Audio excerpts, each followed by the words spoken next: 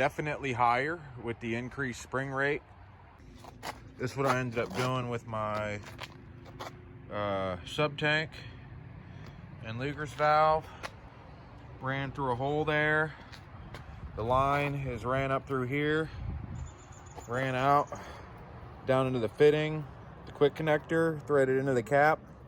I'm able to just run the bike with kind of like the original stock height, which is really nice. But yeah, I got everything torqued down. Torqued these first and torqued the top. After I got everything tight, wheels are torqued, brake torqued.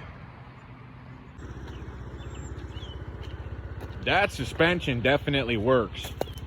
You can't see how deep this is with the leaves and everything. That was a serious hit. I just took this thing through.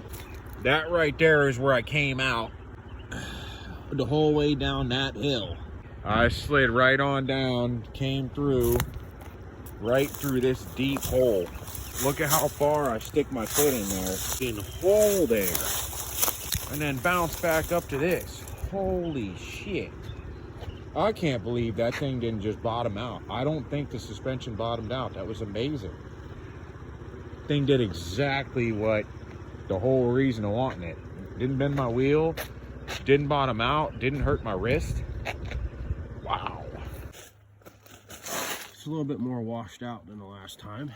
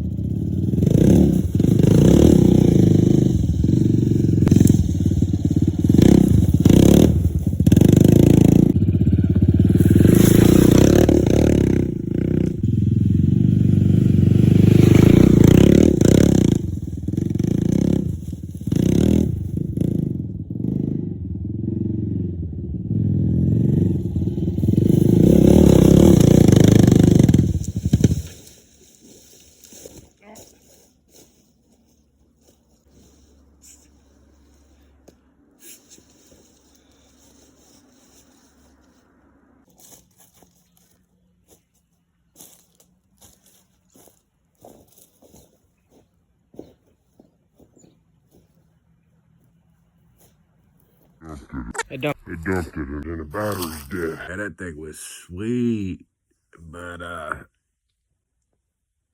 now I need to do the rear so the things start coming back up and smacking me in the butt and smacking me in the ball sack. Ball sack.